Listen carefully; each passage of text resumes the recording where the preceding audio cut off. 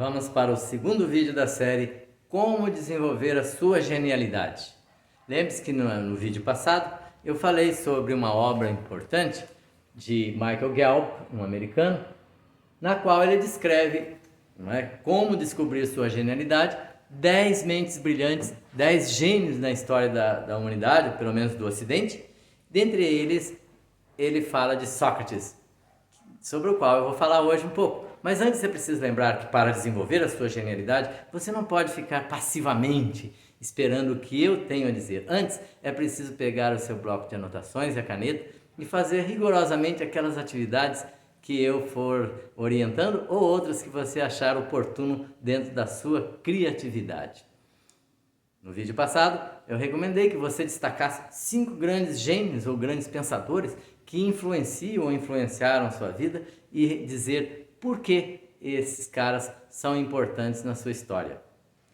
Sobre Sócrates, é preciso lembrar que ele jamais escreveu uma palavra. O conhecemos através do seu discípulo Platão, também outro grande filósofo da antiguidade grega. Sócrates viveu mais ou menos 400 anos antes de Cristo, portanto há 2.400 anos atrás, e descobriu uma coisa nova na filosofia, que é antes preciso conhecer o próprio ser humano. Os filósofos anteriores se debruçaram sobre o universo, sobre o movimento dos astros, as estrelas, portanto olharam para o alto. Sócrates ousou olhar para dentro do próprio ser humano. Ele emprestou uma frase que estava inscrita no templo de Apolo em Delfos, na Grécia Antiga, que é: conhece-te a ti mesmo. De que adianta o ser humano conhecer o universo e todas as estrelas se não conhecer a si mesmo, esse mistério profundo que cada um representa. Ele é considerado o pai da ética, isso é, aquele cara que começou a buscar o significado dos valores e a importância dos valores éticos na vida da sociedade, na vida humana.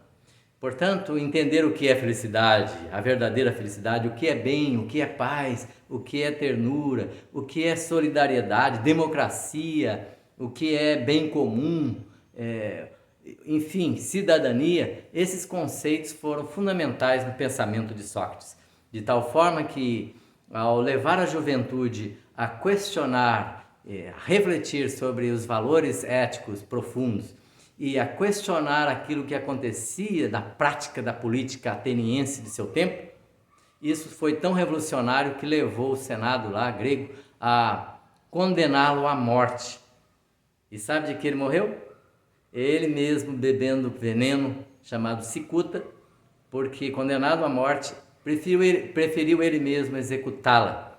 E de tal forma que ficou um símbolo daquele que revolucionou a história no mundo político também, por entender que aquilo que está acontecendo no cenário político e é mascarado como verdadeiro, como correto, belo, como justo, nem sempre o é. E parece que Sócrates tem razão até nos dias atuais, não é verdade? Quando a gente vê quanta podridão existe no mundo da política, quanto fanatismo, quanto jogo de interesses pessoais ou corporativistas da classe política, e sendo que os verdadeiros direitos e valores humanos são colocados muitas vezes em segundo plano.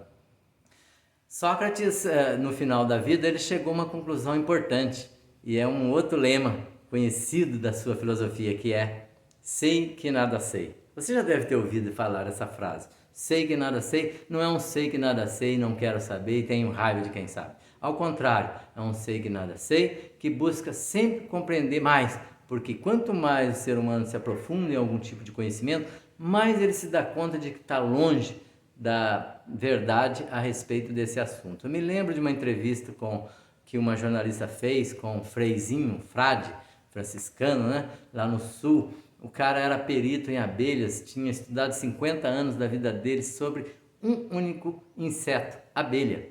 E disso ele entendia muito. E a jornalista pergunta para ele: Frei, então de abelha o senhor entende tudo? Ele disse: não, minha filha, estamos apenas iniciando os estudos sobre esse pequeno inseto. Quer dizer, quanto mais você se aprofunda num conhecimento, mais você se dá conta de que o seu conhecimento é palha diante do mistério que envolve determinada coisa. E Sócrates se deu conta disso. É importante a gente entender Sócrates na sua genialidade por ele tratar daquilo que é essencial. Você se conhece? Até que ponto você se conhece? E aqui eu venho chamar você para uma tarefinha. E essa tarefa para desenvolver a sua genialidade vai ser da seguinte forma.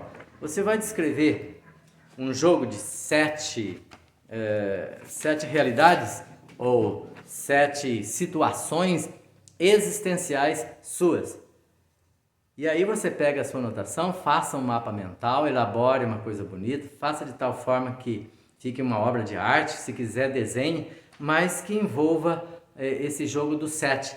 Por exemplo, descreva as suas 7 principais habilidades.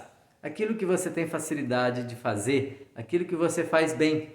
Descreva 7 limitações também, ou aquelas realidades que você tem dificuldade de lidar com, aqueles fatores que são dificultadores ou difíceis de realizar. Depois, escreva seus 7 sonhos ou seus 7 grandes desejos na vida.